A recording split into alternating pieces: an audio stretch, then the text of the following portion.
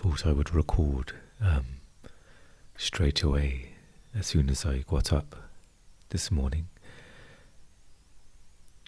So I'm sat here in my pyjamas and haven't even brushed my teeth. There's been many days that have gone by that I've wanted to record, but something's come up, or I've been making more of an effort to be a bit more social as of late, so that seems to have taken precedent. Or there's been times when I thought I could do that and also record an episode in that day, but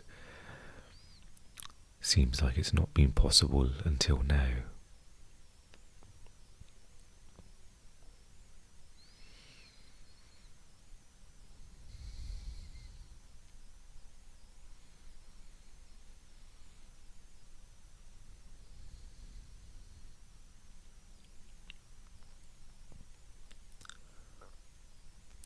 Although this is a podcast on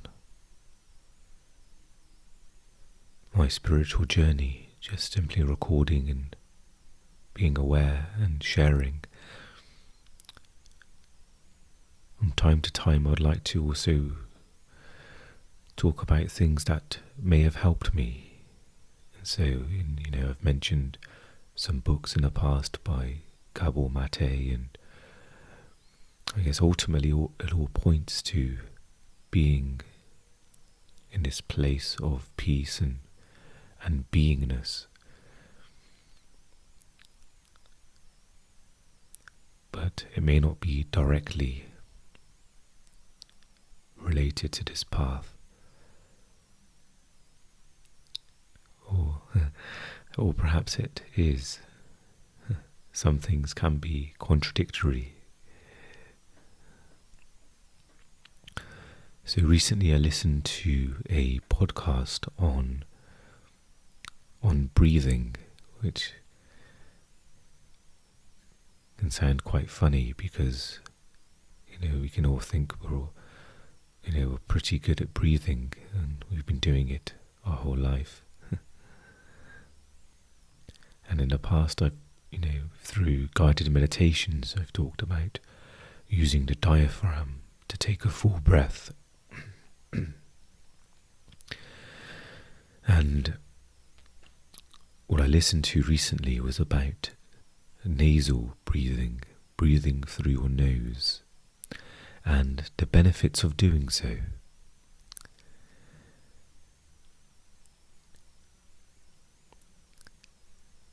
And for me this was very interesting because I tend to lack energy and stamina, and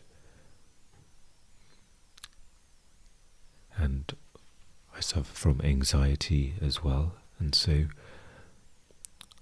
with the inclusion of nasal breathing, this can, benefit many aspects of health. And what I would do is I would include a link to a podcast talk that I listened to, and also the book by this reporter who spent some time researching and talking to people who are living this way, who are using this, who are breathing in this way. So I thought that might be useful for you. It seems to be useful for me. I was jogging the other day and doing my best to breathe through my nose. It was a struggle because my nose seems quite closed up, and probably because of the 30 years of breathing through my mouth. So I was struggling along, sucking up air through my nose, and probably looked quite funny doing so as I jogged. But even with the blockages in my nose, or my nose not being so open, I could immediately feel an increase in stamina, that the oxygen going through my nose was of a different quality, the breath was a different quality than if I was, breathing through my mouth, which apparently we can over-breathe quite easily, and with the mouth, it's not as a precise instrument for breathing, So the nose is more of a precise instrument for breathing the bodies we have. So I won't talk any further on it, probably from fear of not having a full understanding, something I need to perhaps read up further on as well. So I'll include those links in there for anyone who, that might interest. And I guess all of this is a way to be more peaceful in life, to experience life more, and even something as simple as changing the way you breathe. Perhaps it will add clarity to each moment.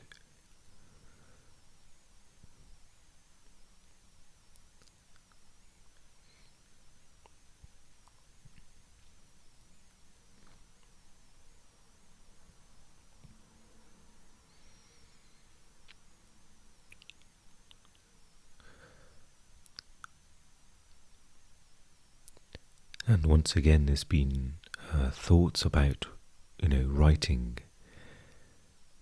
In the past, I've written poetry and fiction for many years, and had the aspiration to become published. So I'd write novels and send them off to agents, and I've taken a break from writing for several months. And largely because of my health. I was trying to relieve any pressure on my mental health, and I noticed I was putting a lot of pressure, or perhaps maybe expectation, or perhaps the idea of trying to be a good writer, that in itself evoked thoughts and feelings about, that included pressure. And so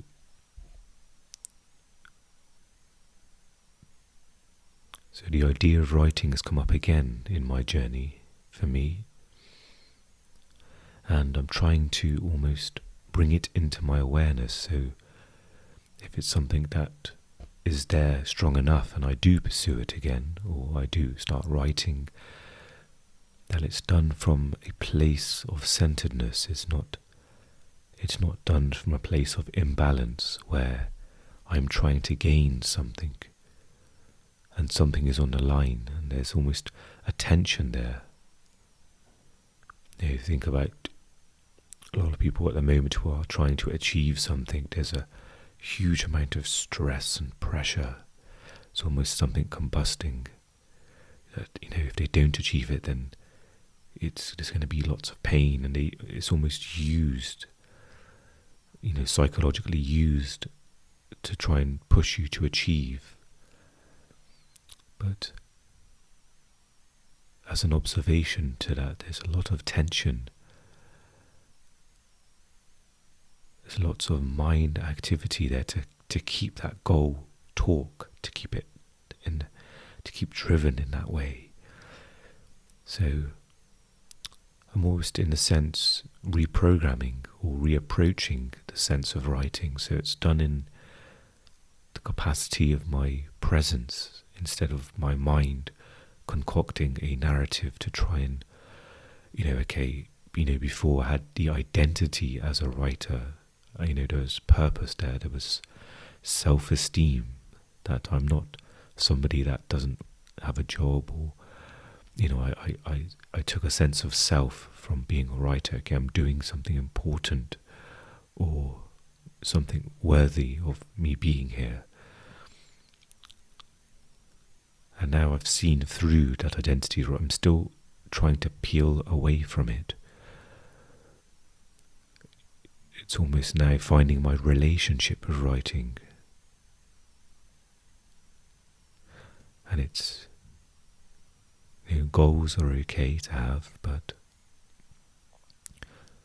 for me, I want to make sure that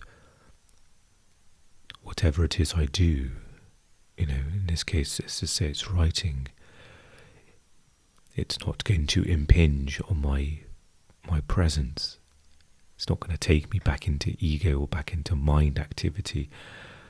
The mind is needed to write. You can engage the mind, but you don't have to fully disconnect. You don't have to lose the connection, the anchor to now.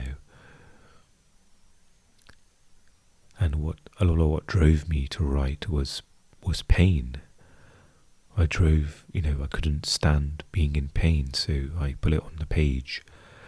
So almost the vehicle of writing was done almost to avoid the present moment in some ways, but in another sense, writing brought me back to the present moment. I had to be present, to listen to what wanted to be created as well. So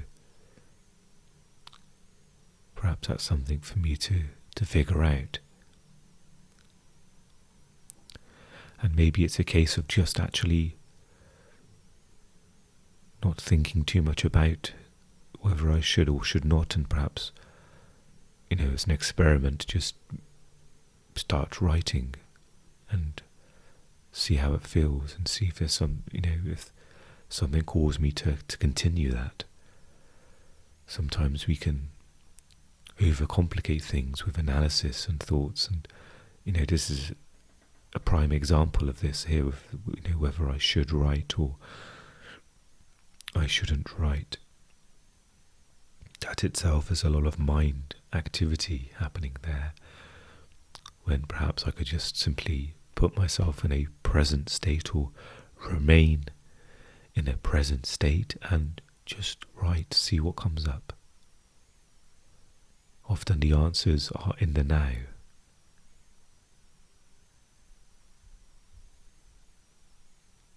Some answers may come, well, I guess in a sense all answers come in the now, but perhaps some time goes by before clarity appears. Okay, that's something I shouldn't do, or something I should do.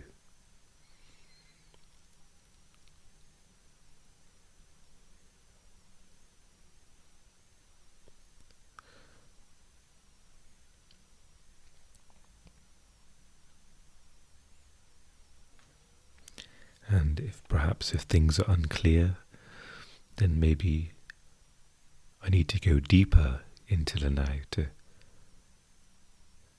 almost see, what arises, to see, what, in a sense, what does the universe need from me or want from me. And I find that's a much more aligned way than using the mind to try and filter through desires, and perhaps it's as simple as that, to go deeper and listen.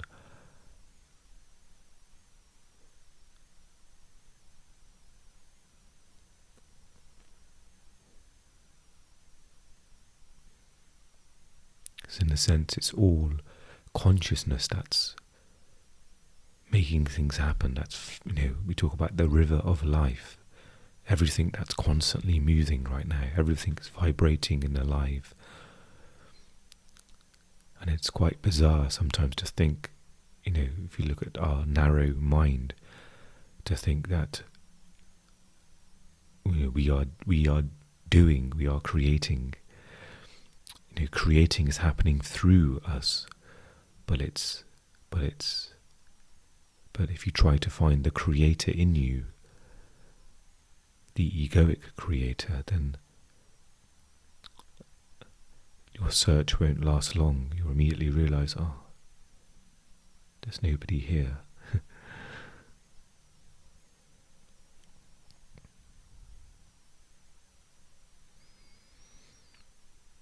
Sometimes by doing a self-inquiry, the problem you had originally, you realize how unimportant it is.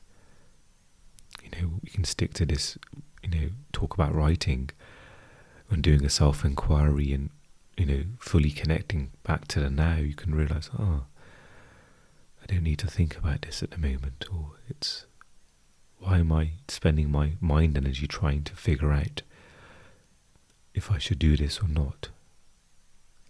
Yeah, yes, the mind wants to know. The mind always wants to know everything. It wants everything resolved in this moment.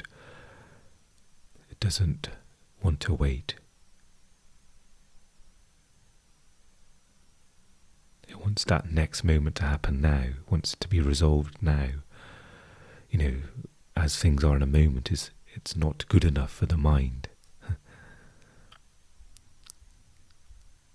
But it's only when you connect to now, experience it as well.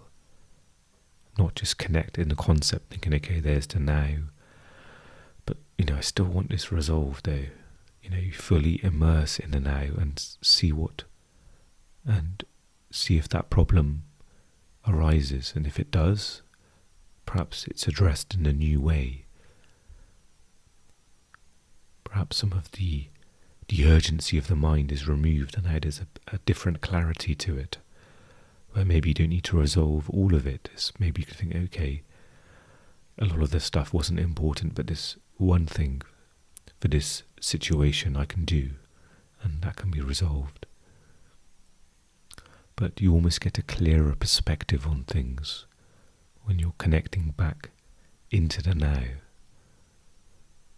And we're so used to using the mind as the instrument to look at reality, but only when you've experienced the now, you realize how limited it is and unreliable it is as well.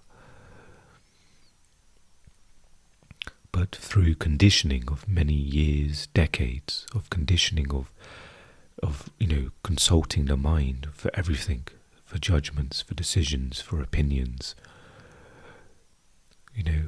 wanted or unwanted, that wiring of using, reacting and going straight into the mind.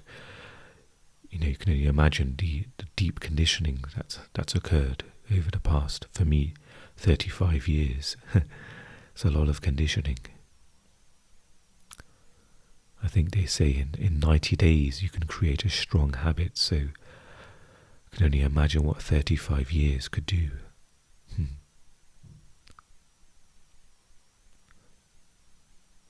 So with that, you can almost be compassionate to yourself when you do, find yourself consulting in the mind or just being in the mind trying to work something out, and you're thinking, oh God, I shouldn't, what have I been doing for the last half an hour? Or when you realise perhaps this may not be the right way for you to approach this, you can just be compassionate, just understand that there is a deep conditioning there, and just move into the now without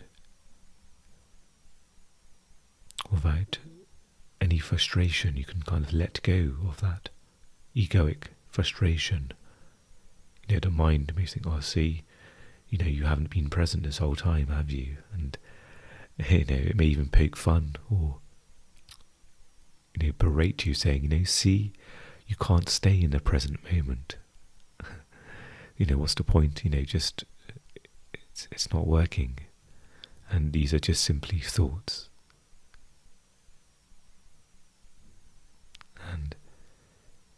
And you can see them for what they are.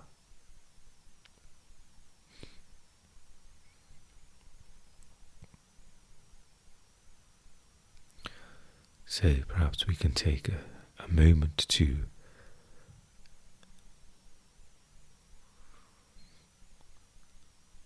deepen in the now.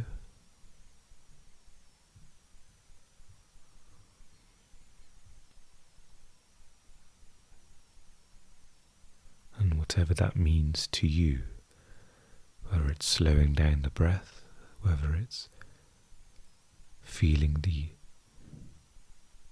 aliveness of the inner body by holding your hands out and closing your eyes and experiencing the aliveness in the hands, to know that the hands are there and you don't need to see them. You can feel the aliveness.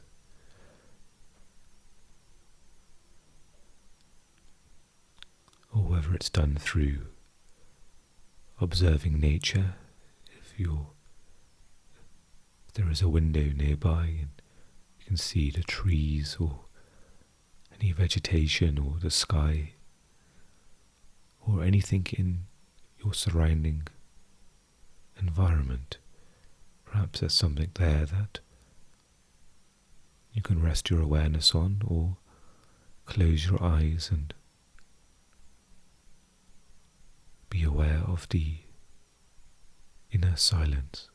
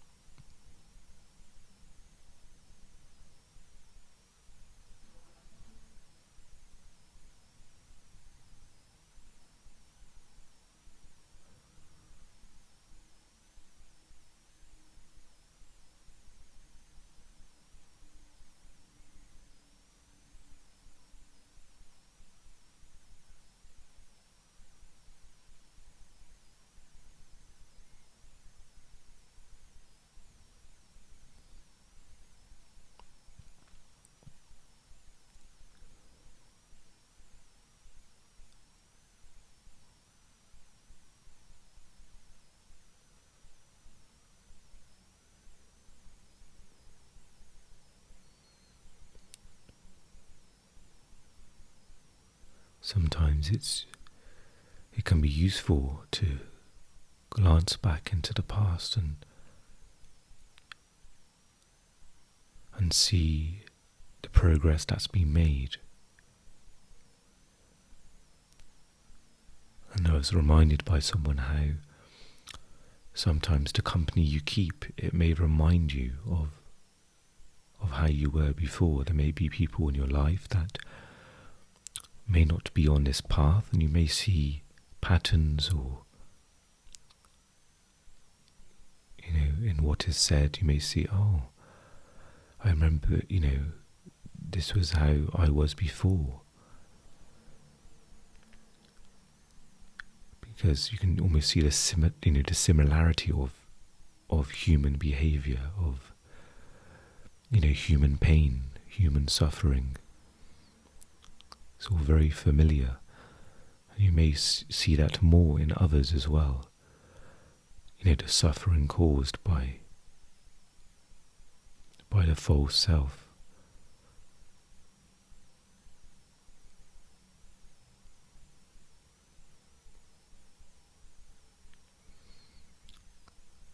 And perhaps that may evoke compassion in you also, or perhaps you may be in a position to help, to offer some pointings to what this suffering is, or where this suffering comes from, the root of the suffering.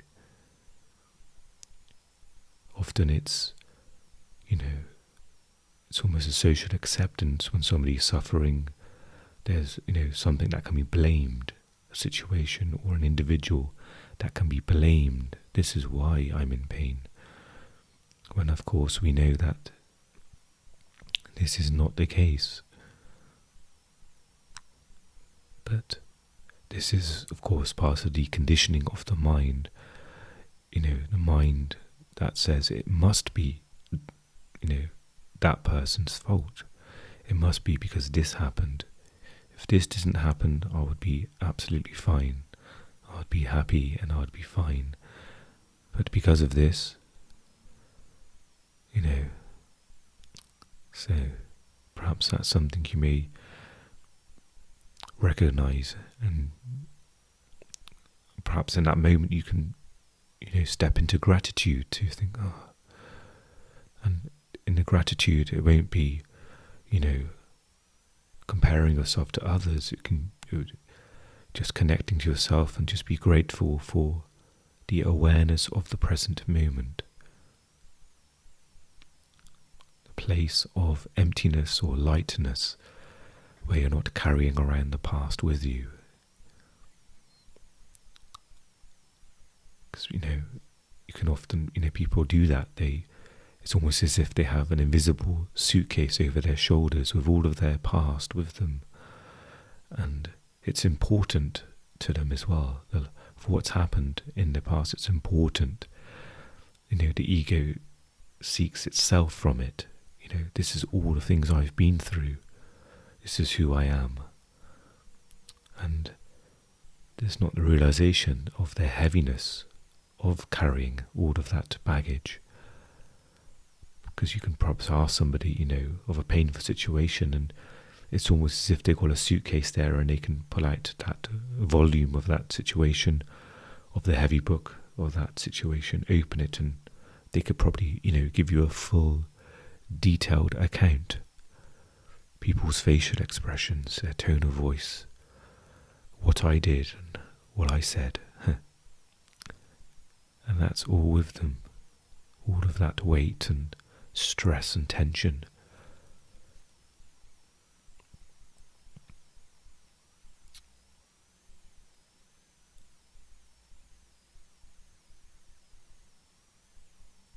Or you can step into the freedom of now without any luggage at all.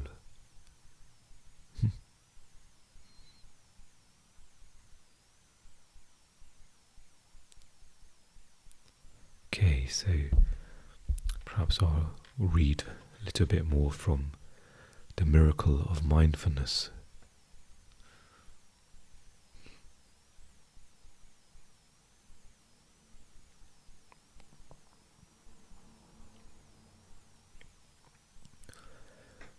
This passage is titled Taking Hold of One's Breath. Thus, mindfulness is at the same time a means and an end, the seed and the fruit. When we practice mindfulness in order to build up concentration, mindfulness is a seed. But mindfulness itself is the life of awareness. The presence of mindfulness means the presence of life, and therefore mindfulness is also the fruit. Mindfulness frees us of forgetfulness and dispersion and makes it possible to live fully each minute of life. Mindfulness enables us to live. You should know how to breathe to maintain mindfulness, as breathing is a natural and extremely effective tool which can prevent dispersion.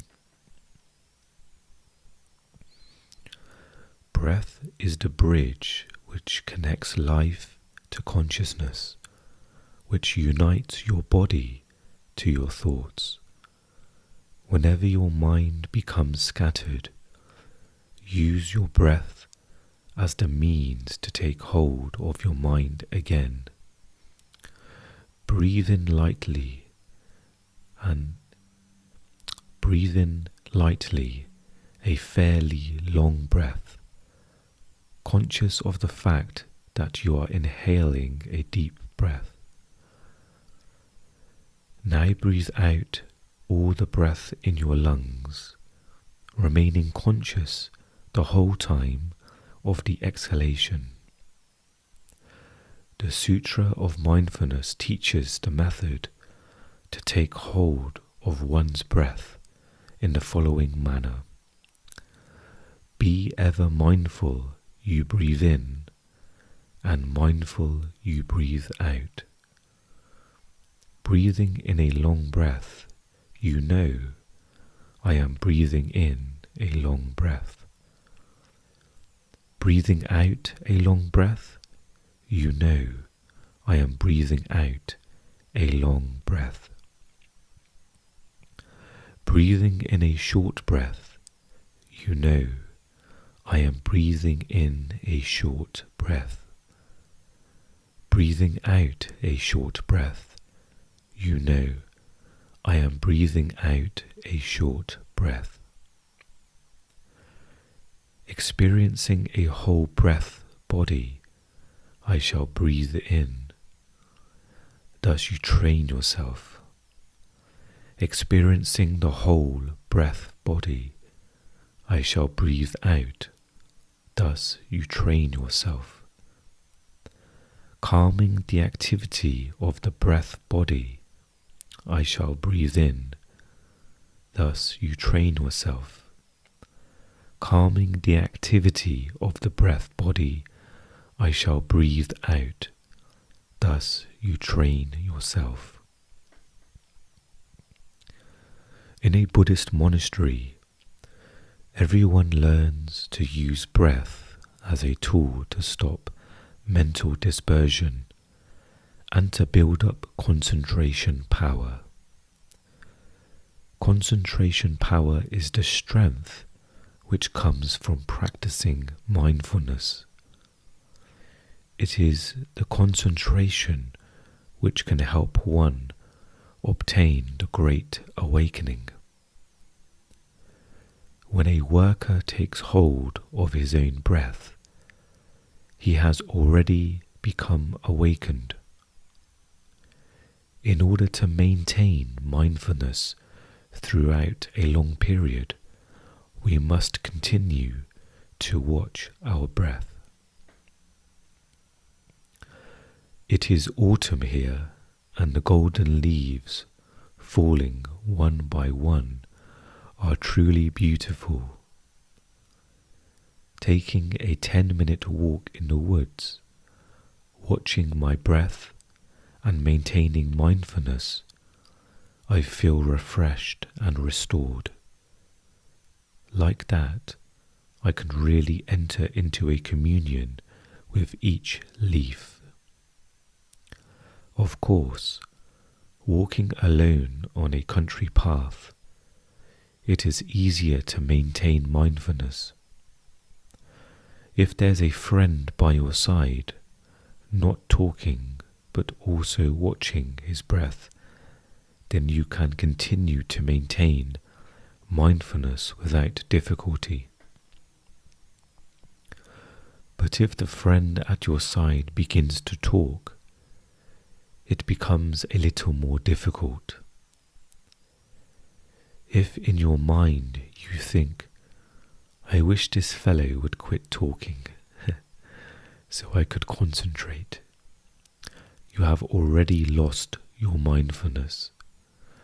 But if you think instead, if he wishes to talk, I will answer, but I will continue in mindfulness, aware of the fact that we are walking along this path together, aware of what we say, I can continue to watch my breath as well. If you can give rise to that thought, you will be continuing in mindfulness. It is harder to practice in such situations than when you are alone. But if you can continue to practice nonetheless, you will develop the ability to maintain much greater concentration.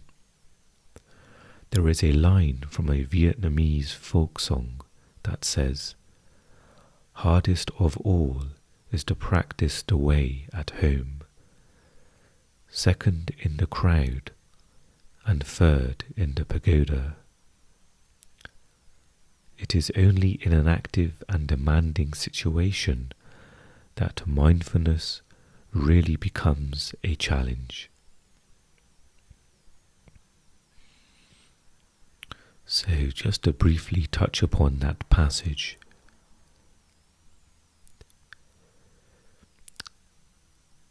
And specifically on the situation when you may be with another person or with other people who may be talking, and maybe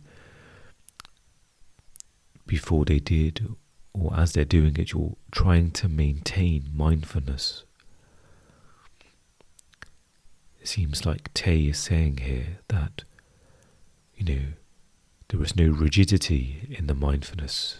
If somebody talks to you, then you can answer, but there still can be some awareness on your breathing.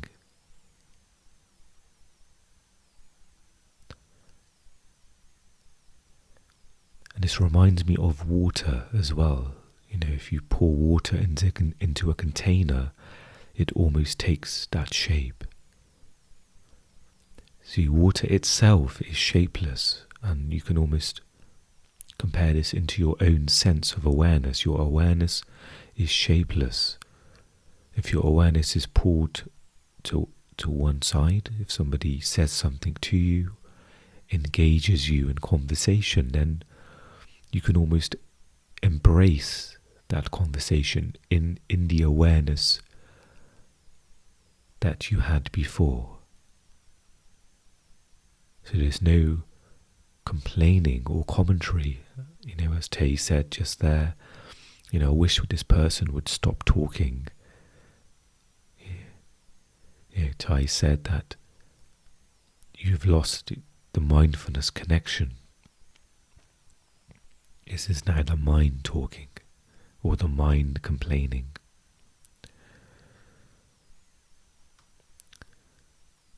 And he talks about the importance of building up. We talk about the stamina, or the muscle of remaining in awareness, and it is the word used here as concentration.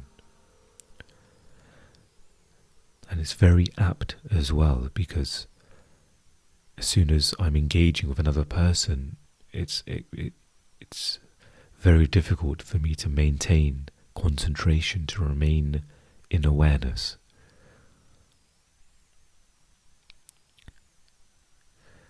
And perhaps, concentration may elicit the tightness of focus, and, you almost feel your face tense up with the word concentration, but I think this is meant in a very relaxed way, to be very alert, maybe another word, in the alertness.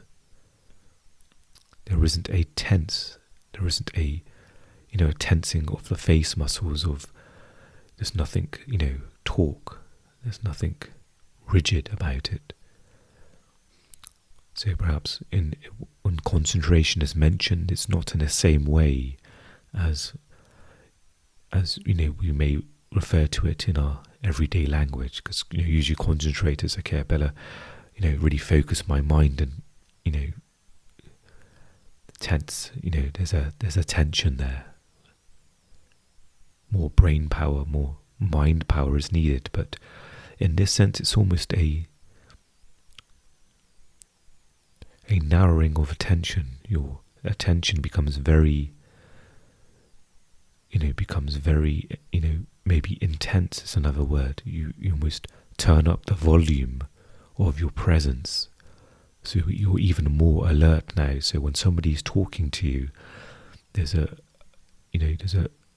larger capacity in you now to take in that conversation in your awareness. So you're not, floating away with the conversation, going into your mind, and and 10 minutes later you're coming out thinking, oh, I was completely in my mind while we talked.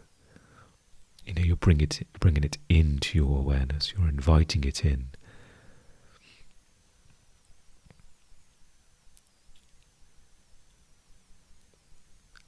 And lastly, he mentions just the direct connection, with the body is the breath. You can use that as an anchor into this moment. So when you're always aware of the breath, you're always aware of the now. The breath can only happen in the now. So this is a very useful anchor to use especially in those, challenging situations where it demands more attention to stay with the breath.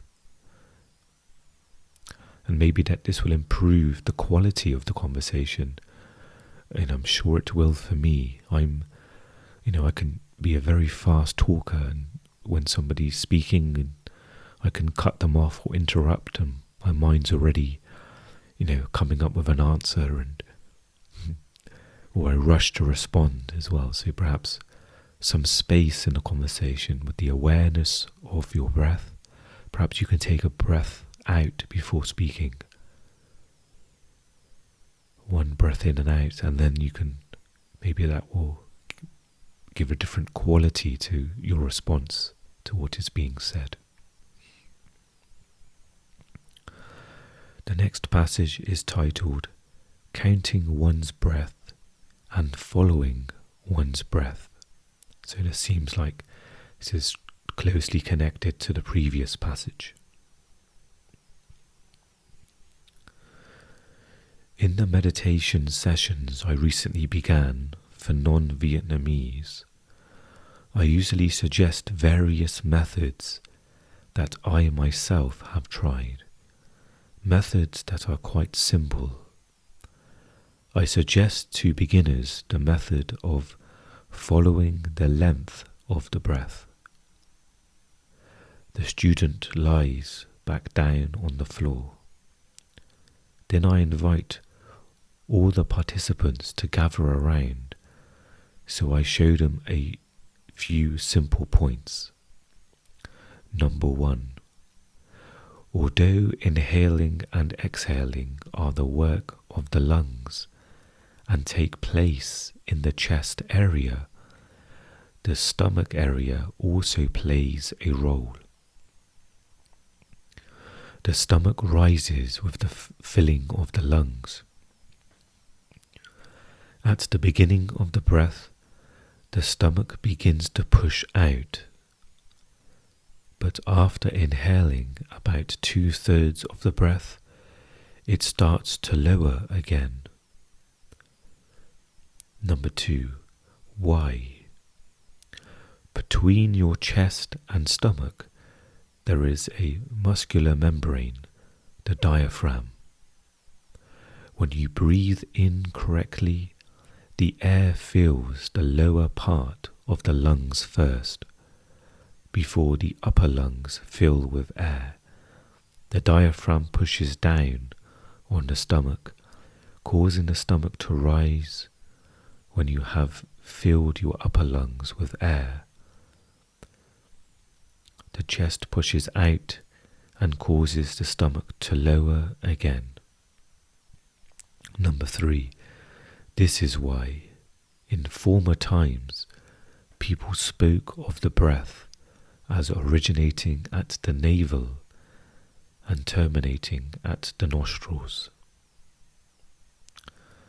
For beginners, lying down to practice breathing is very helpful. The important thing is to guard against making too much of an effort. Too great an effort can be dangerous for the lungs, especially when the lungs are weak from many years of incorrect breathing. In the beginning, the practitioner should lie on his or her back, on a thin mat or blanket, the 2 arms loosely at the sides. Don't prop your head on a pillow. Focus your attention on your exhalation. And watch how long it is. Measure it slowly by counting in your mind 1, 2, 3. After several times, you will know the length of your breath. Perhaps it is 5.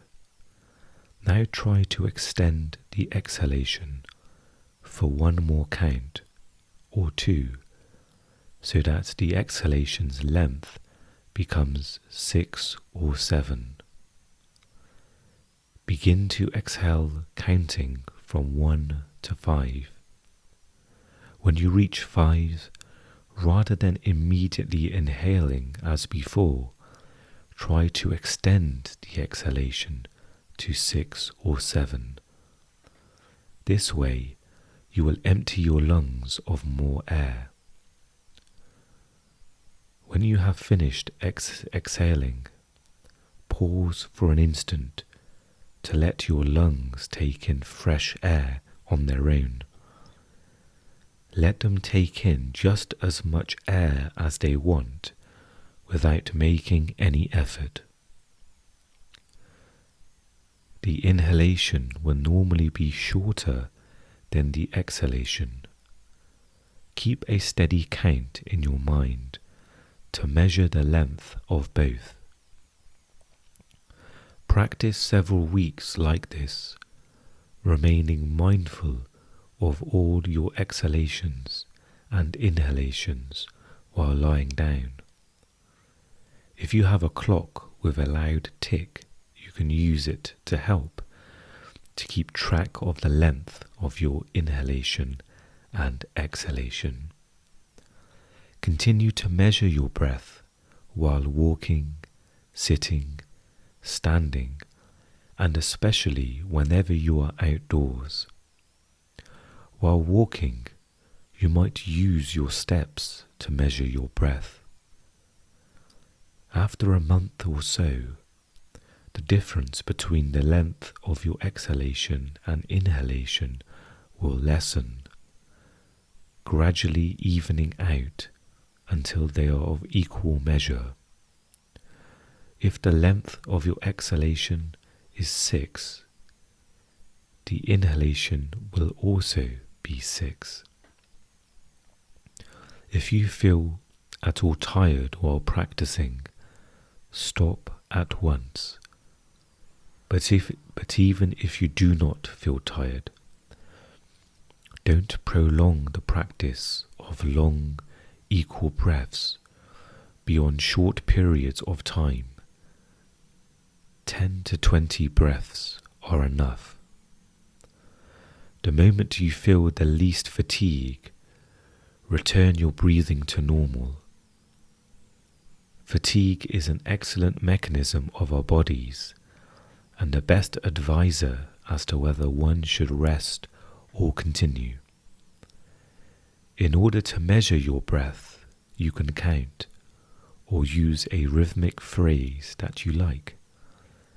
If the length of your breath is 6, you might use, instead of numbers, the 6 words, "My heart is now at peace." If the length is 7, you might use, "I walk on the new green earth." A Buddhist might say, "I take refuge in the Buddha." For a Christian, it could be, "Our Father who art in heaven."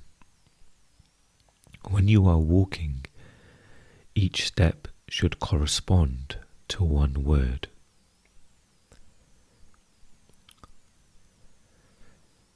So that passage, Thai gave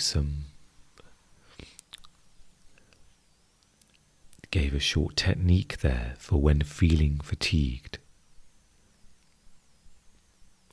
When feeling fatigued, you can extend the breath, the inhale and exhale. Where you're almost, powering your body up for those 20 minutes. You're giving it almost a boost. But he recommended not to do that for more than 20 minutes. And the important tool he mentioned, or technique, is to use the diaphragm.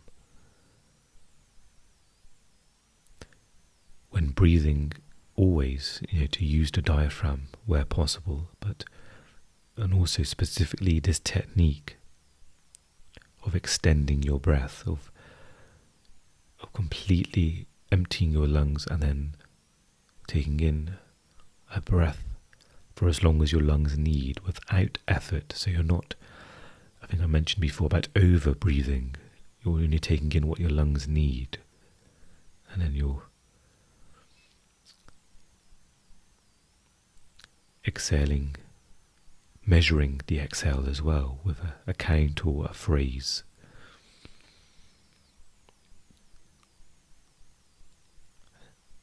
And this is mentioned in many videos, the practice of the inhale and exhale. And in this Buddhist tradition, there's what they call walking meditation. So where each movement is done in awareness. So the lifting of the foot, the bending of the knee, the foot coming down to touch the ground, and then the movement of the other foot moving as well. So each, the whole movement is the meditation along with the breath. And it's said here that your footsteps can be used as a measure also to do conscious breathing. And you mentioned for beginners to perhaps practice lying down. Maybe that's a simpler way to begin the practice. Maybe that will allow, for full attention to be on the breathing versus sitting up. Perhaps there'll be less attention on your body, but more on the breathing.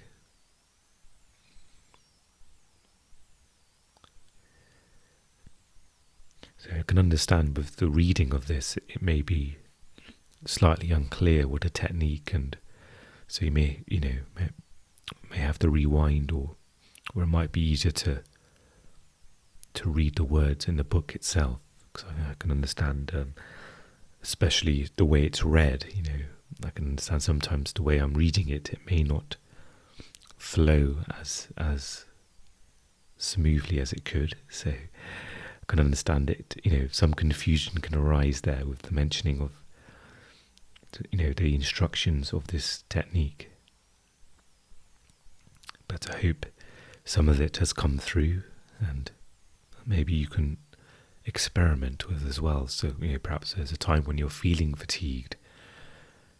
Maybe you can do a count of breath to measure your breath, and then do an extra couple of counts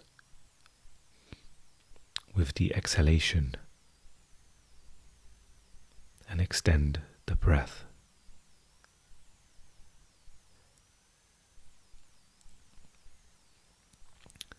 The next passage is called Quiet Breathing, and this will be the last one I read. I think it's a fairly short passage, so I'm just aware of the time. I think we're on 53 minutes, so I think a large part of that is me being talking about my stuff of writing, so perhaps we can do one more passage. This passage is called Quiet Breathing. Your breath should be light, even, and flowing like a thin stream of water running through the sand. Your breath should be very quiet, so quiet that a person sitting next to you cannot hear it. Your breathing should flow gracefully, like a river, like a water snake crossing the water, and not like a chain of rugged mountains or the gallop of a horse. To master our breath is to be in control of our bodies and minds. Each time we find ourselves dispersed and find it difficult to gain control of ourselves by different means, the method of watching the breath should always be used. The instant you sit down to meditate, begin watching your breath. At first, breathe normally, gradually letting your breathing slow down until it is quiet, even, and the lengths of the breaths are fairly long. From the moment you sit down to the moment your breathing has become deep and silent, be conscious of everything that is happening in yourself. As the Buddhist Sutra of Mindfulness says, breathing in a long breath, you know, I am breathing in a long breath. Breathing out a long breath, the practitioner knows, I am breathing out a long breath. Breathing in a short breath, you know, I am breathing in a short breath. Breathing out a short breath, you know, I am breathing out a short breath. Experiencing the whole breath body, I shall breathe in, thus you train yourself. Experiencing the whole breath body, I shall breathe out, thus you train yourself. Calming the activity of the breath body, I shall breathe in, thus you train yourself. Calming the activity of the breath body, I shall breathe out, thus you train yourself. After about 10 to 20 minutes, your thoughts will have quieted down like a pond on which not even a ripple stirs.